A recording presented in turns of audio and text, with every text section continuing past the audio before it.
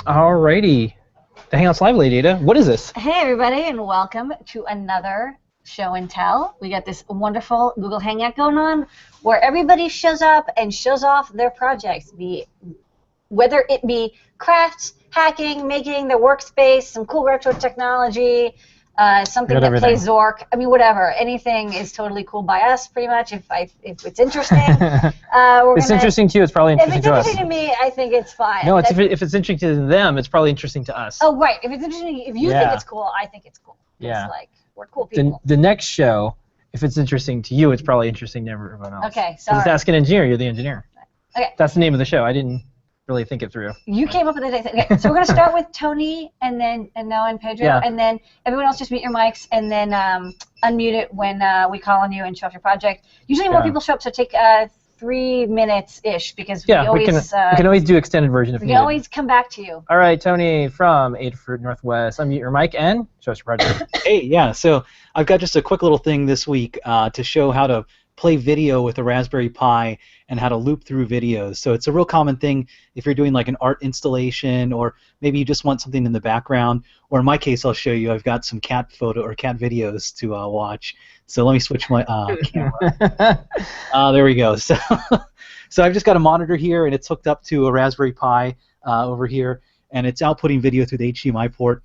And this is just displaying some cat videos on here. And I've got the thing that powers this is a Python script that runs OMX Player, which is kind of the GPU accelerated video player for the Raspberry Pi. So if you've got like an H.264 encoded video, you can run it on the Raspberry Pi. And I even tried out like 1080p and 720p videos, and they run really well on here because all of that work is being done on the GPU. Now you can see it's actually playing multiple videos, so this is the second video just launched, and there's a little bit of a delay, so that's one thing I wanted to try and tweak a little bit, see if I can get the delay down. But there are some nice options in this OMX player that let you do like one video and loop it continuously on here. So it's kind of cool. It's a good way, like I can just keep this in the corner and see cat videos all the time, or maybe do something more interesting. You don't need the internet anymore. Like you're set. Yeah. Exactly right. Who needs YouTube? I've got it all right here. So yeah, I mean, I know what's going to happen. There's going to be a Kickstarter. Someone's going to 3D print like a big cat head, and is this going to be this thing? It's cool. Or it could be kind of like, they had LED graffiti. Maybe we should take projectors and just project cat videos on buildings everywhere, just nonstop. Just paint the whole city. More peace. Yeah. Like government buildings and project cat videos to distract them from like passing laws and like stuff. This is great. Okay, thank you so much, Tony. All right, next up, Noah and Pedro from Adafruit Southeast. What do you have printed up this week? Yeah, sure. What's up, guys? So working on a cool, simple, and easy, fun project. We're turning this little sort of arrangement of buttons into like a DIY 3D printed controller, so using the Easy Key Bluefruit. So that's pretty cool. That'll be coming out in a couple weeks. And you test it with Android, and you can use it with an emulator, for example? Yeah, I could totally work with Android, an emulator, iOS, or your computer, Chromecast, I think, other things like that. Pretty cool. And but tomorrow we'll be debuting a video on finishing techniques and some useful, cool things using copper fill, which is a copper-based filament from ColorFab. Yeah, so I know it's copper, but you don't have to say it's copper fill. Like I understand, oh, you mean it's copper fill? It's copper filament. Oh, copper fill. I was thinking because you used to hear about like people would bronze their baby shoes. So so you don't even have to like bronze them. You'll just 3D print the bronze. Oh, look at this. Yeah, you can. So here's my wife when she was pregnant, and I just bronzed her. I think it's 7 months pregnant here, so. Another cool. It's way nicer than dipping her into bronze. Yeah. Yeah, and then a sneak peek of I think next month. Next project. Month? Yeah, something like that. 3 weeks, something like that. A sneak peek of. Oh. Yeah. Oh man. Gunblade. Cool. Some sort of gun type blade. Okay. Yeah. That's cool. That's fantastic. Well, thanks so much, guys, and for everybody out there. Tomorrow, 3 p.m.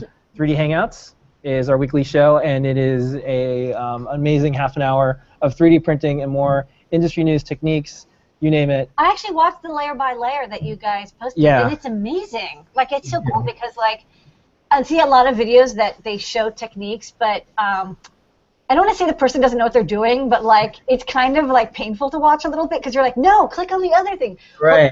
But you do it so smoothly and you also explain what you're doing. But like, if there's something that goes wrong, you're like, oh, this happens, and here's how to fix it, without like turning into like a big confusing mess. So I actually learned a lot about how you do the modeling, because I was wondering like, how do you do the enclosures that you do? Yeah, and I remember you telling me. Now I know I can't do them. No, I remember you told me like that's one of the things you're interested in, but there wasn't like good resources. Yeah. Okay. Okay. All right. Thank you, guys. Thanks, guys. See you tomorrow. Okay. Next up, I think we had. Aiden? Yeah, Adian came in. Hey, Adian, welcome back. Welcome back. Oh, you're orange. Hi. Hello. This is Ham. Oh, okay. All right. Hi. Show us your project. Great. So last week I had some soft robotic stuff. This week I have more soft robotic stuff. Yay. So I read this interesting article by the Whitesides Research Group at Harvard that talked about an idea of making like rubber Lego bricks and using those to prototype soft robots. Now, so I've taken their idea and I'm working with it, and I'll show you the progress that I have so far. So, okay, so here I have some rubber squishy Lego bricks, and yeah, and so I made them using a 3D printed mold that I have here, and I 3D printed it, and it's just two pieces, glue them together, make sure it's watertight, and then you can pour the silicone, and you get these squishy bricks, which fit together nicely, and they snap fit too? well, they don't it's not exactly snap fitting, But like they squish fit. Yeah, squish fitting, yeah. Except, so the idea is you can like prototype it using these Lego bricks, and once you have a final design, you can use the silicone to like fuse it together basically. And then you can have your final soft robot. So yeah. This is cool. Has anyone else done this before? Made squishy Lego bricks? I'm pretty sure someone out there has done this before, but I was basically going off of this research paper. And you should totally publish this. This is like pretty advanced stuff. Like there's probably people. Someone has made Lego gummy bears. I know, but this is and then it's cool. You can make like That's right. squishy. Cool. I would strongly recommend blogging this up and sending us a link, because I think there would be a lot of researchers who'd be. Yeah, sure. I'll comment their research paper, and I'm going to be posting this on Thingiverse in a few days. Awesome. So, Okay. Yeah. Someone said new technical term, squishy fit. Squish fit. Squish fit. Yes. Like snap fit, but the squish. Yeah. Squish fit. Okay, Great. amazing All right. research. I can't wait to This is see good. what you come up with. You're going to come back every week with new squish. Thank you. Yeah. Make squishy Okay. robot friends. Remember, that's our thing. Okay. So next All right, thank you. up, Next up. let's see. We have Lon came in. Hey, Lon, how's it going? Welcome back. What you been working on? Hi, it surprised me. Updates on props. So get a little better shot of the space gun, because can't have just one space gun. No, they come in pairs. And so working on that write-up of techniques for EVA foam. I wanted to see how glossy I could get something using just basic techniques. And so what we have here is a gauntlet. Your shiny black finish, and that was just done with Mod Podge and lots of sanding. Wow. Like 4 hours worth of sanding. Oh, okay. Wow. that goes from wow to wow. Yeah, so it was like 5 layers of Mod Podge with lots of sanding in between. And then probably the prettiest thing for today is another step on the helmet. Oh, wow. Wow, that's coming along.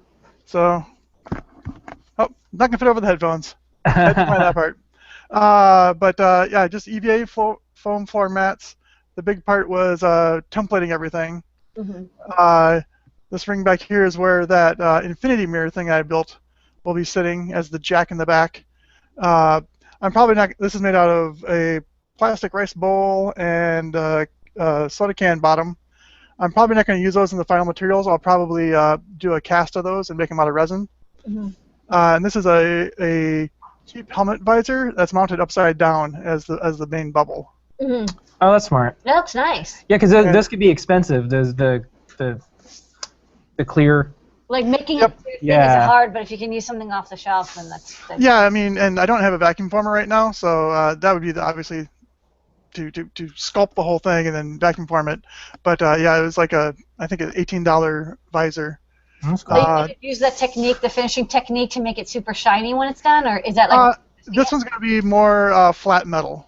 Okay. Is the plan. It could be all 1950s, to go with kind of the finish on the gun, which is slightly shiny metallic stuff with lots of grime on it. Yeah. So you've got like some traditional craft style stuff. You've got 3D printing, I think. You've got electronic. No 3D printing yet. 3D printer doesn't come until next month. Okay, so 3D printer next month, and then maybe a vacuum former down the road. You said. Oh yeah. Yep. Okay. Vacuum formers are a handy thing. Yeah, especially when you're doing costume. Your stuff's looking really good though. Like that shiny black EVA foam is. Yeah, this was my first attempt with the Mod Podge. I just wanted to see, because I'm writing that article on Introduction to EVA foam, and I hadn't used the Mod Podge before, and I wanted to see what we could do with really cheap materials, because you do the same thing with just wood glue. Yeah. Okay. And lots of elbow grease. I ordered a sander after I was finished with it. Yeah. Okay. All right. Thanks, Lauren. Okay, thank you. Yes. There you go. Ikawahyu? Sorry, I don't know if you're saying your name right. Can you unmute your mic and show us your project? Hello. Yes. Hello. Hi. How's it going? Good. How are you guys? Hello. What are you showing off? Okay. So if you remember what I wrote you before, so this is our first project. We have a very small robots here. Oh yeah. Right. This is Actually, they are modular robotics. Yeah. So if you can see here, we have a base module. It has 2 wheels, and it is 3D printed. And let's say we have a lot of more modules like this: temperature sensor, accelerometer, gyroscope, and so on. And they're magnetics. So I can show you that's how you add the sensors. Cool. Let's say you want to add the lights, then you just stack them up and then put a battery. And there you have your small robots. Wow. Yeah, That's so cool. You sent us a video. It was really impressive. And Yeah. So we plan to release this as an open source, but we have to finalize the prototype because now we have obviously see the cables and everything still hanging out. So hopefully within 2 or 3 months we'll have something ready. And you have data and power going over the magnetic connections? Yes. So if you see here, we have two for powers. Okay. And then one for like a data bus for communications. So you use like a 1-wire thing? Yeah, long wire. So let's say you have 100 modules of LEDs, right? You can stack them up, and then put a battery module, and basically you're building your own lightsaber, right? Yeah. And then you can program all of those LEDs, turn it on and off, and then the color green and red and so on. How do you attach the magnet to the PCB? Oh, we have a small micro USB. See that? There is a micro USB AB connector, and you can charge the battery basically. No, or we have also. How do you connect the magnet to the circuit board? Because you can't solder magnets. Oh, it's just a press fit. Oh, okay. Yeah, that's like the hardest thing about magnets. Yeah, I know what you're talking about. We tried to solder the magnet as well before, and then it didn't work. It doesn't work. 200 degrees Celsius, and then everything's gone. Yeah, no, it's amazing. It's like you learn all about like a paramagnetic forces because you're like, oh wait, when you heat up a magnet, it stops becoming magnetic. Okay, yes. This is really cool. And what's the name of this project again? It's a SMAC project. Okay. SMAC is a SMAC project. SMAC project. Okay. Okay, and does this qualify as your video time to your Yes, thank you. And it's great. It's recorded to YouTube. You can send a time-coded link. Yes, so, exactly. That's actually what I have to do. So I think every week I will try to join you guys as well to get the update. No, this is it's amazing. This is really cool and complicated, and it's cool how you made it so simple. And I think it's a very powerful idea. It's like the little bit of robotics. It's like little bits for robotics. And you should check out Little Bits if you haven't, because they use a very similar magnetic system to do, but it's not moving. But you can maybe get some inspiration. Maybe make your stuff work with Little Bits. Right. Yes. Yeah. She makes it open source. We've heard the term squish fit. You can have a squish bit to have the robots. You can have squishy robotics and magnetic robotics. Thank you so much. All right. Yes. Right. That's Little Robot. Okay, and don't forget, everyone who's on the Show and Tell email support@adafruit.com, you get as seen on the Show and Tell sticker. We're going to keep moving along. We have 2 more people. Miguel, welcome back. Welcome back. Hey, Miguel. How's it going? Well, you're very still. Hello. Unmute your mic and. Hi. How are you? Good. How are you? Good. So I just wanted to show you what I 3D printed. You probably know this. Oh, it's a nice dragon. Oh yeah, it is. Bigger, better. But this is what I made. I printed a smaller one, and then I use a hot air gun to kind of soften it. Oh yeah. And I re-articulated it. Oh, that's a good idea, because you could have the very rigid print that you know that this has come out, and then you can kind of work it artistically to give it life. So you could make unique ones, even though you're 3D printing the same one. And then you adapt Right. That's cool. Okay. So this is the idea I got. So you can try it on a different models. Yeah, it's a See good what idea. happens. And I also 3D printed this. The model of Burj Khalifa. Oh, wow. I have a 3D print in the world. yes. I have a printer but simple metal, not metal, the wooden first wooden edition, and I made some modifications so I can print tall objects like this. So you this put it in pieces and then glued it? This is about 45 centimeters. But how, you printed each layer and then glued it together? No, this is one print. Oh, because you extended it. Yes. Okay, sorry, I didn't get it. Sorry. Now I understand. You can, That's cool. if you mod these, Yeah, because you can change the you can screw and make keep it going. totally Yeah. fun. Okay. The only problem is as you go higher, there is more wobble, so you need to decrease the speed of the print. So it takes it took more than a week to print this. So every day I just decrease the printing speed. So yeah, and this is why building a space elevator is actually a very challenging engineering project. Even with nanotubes for space elevators, it would get wobbly at the top. You have to be careful. Okay. All right. Well, thank you so much. Thank you. Okay, thank you so much. Don't forget, email support@adafruit.com. You get SCN on the show and tell sticker. And now, it's my favorite time of night. It's time for some music and some more with C. Scott. C. Scott, hello, welcome. Hello, guys. Hey, your screen just went black. Oh, your screen sharing.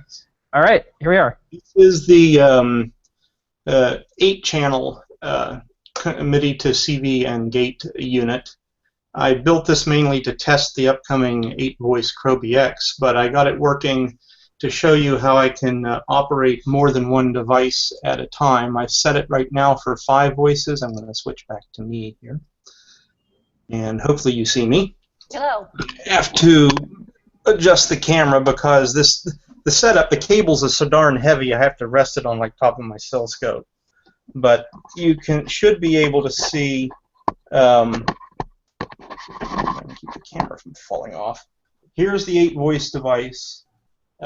Connected. 4 voices are connected to the CroBX, 1 to the Nano.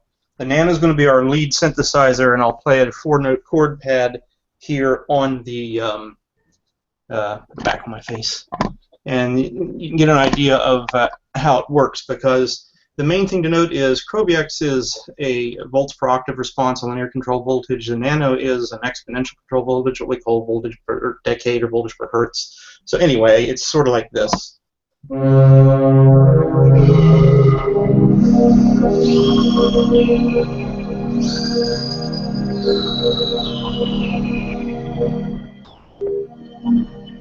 That's nice.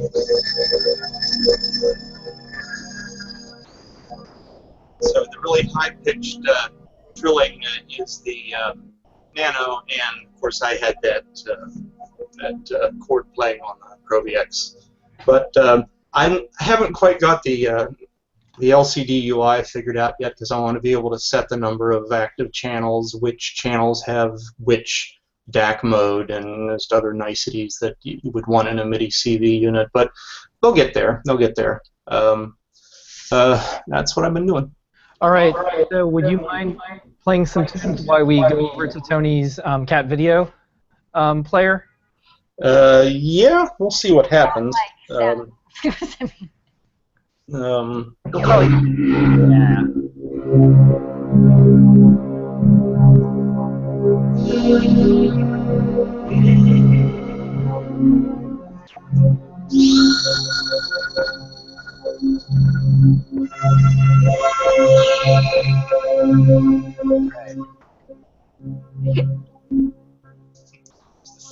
for the common cat. Yeah. This is like totally Space Odyssey cat.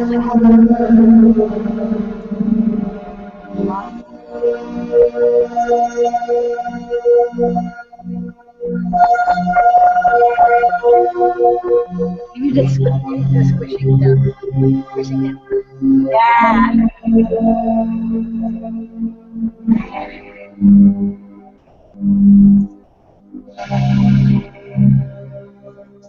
I can't control yet where the nano voice shows up, so you're going to get these little surprise trills and glides, but that's what makes it fun. So. This is getting pretty weird. I got like spaceman, robot, squishy. Look, if Andy Warhol was alive, this is what he'd be doing right now. Okay. Maybe next week. I have an Amiga 1000 that I used to use Deluxe Music Construction Set, which was a composing tool that was really ahead of its time because you could post whole scores and tablature on the machine. It still works, and I did a bunch of stuff like back in the late 80s with it and early 90s. I'll wire it up to this and see what I've managed to save. So. All right. Well, thank you so much. If you could play a couple more notes, a couple more notes. This is great music for Lon to shoot into space. Lon. Yeah, it's very Brian Eno, isn't it? So. Yeah.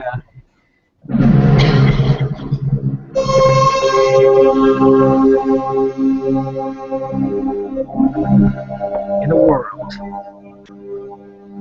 Last man on the moon. Base Cat 5000. All right, that's what the internet was made for, folks. Okay, we'll see everybody next week. Thank you so much, everyone. Thank you, everybody. Thank you, Tony. Thank you, thank you, Lon. Thank you, everyone. Oop, here we go. Who? Thank you, Echo. And we'll see everybody on Ask an Engineer in a couple of minutes. Yep. And don't forget, if you were on the show and tell, email support@adafruit.com and you'll get an As Seen on the show and tell sticker. We'll see you next week, 7:30 p.m. Eastern Standard Time, every single Wednesday. We've been doing this for over 2 years in a row. We're actually coming up on 3 years on show and tell.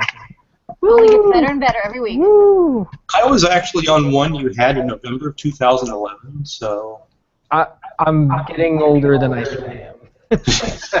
All right. It's only been 2 months. There's a story behind that one, but I'll tell you some other time. Okay. All right, folks. Bye-bye.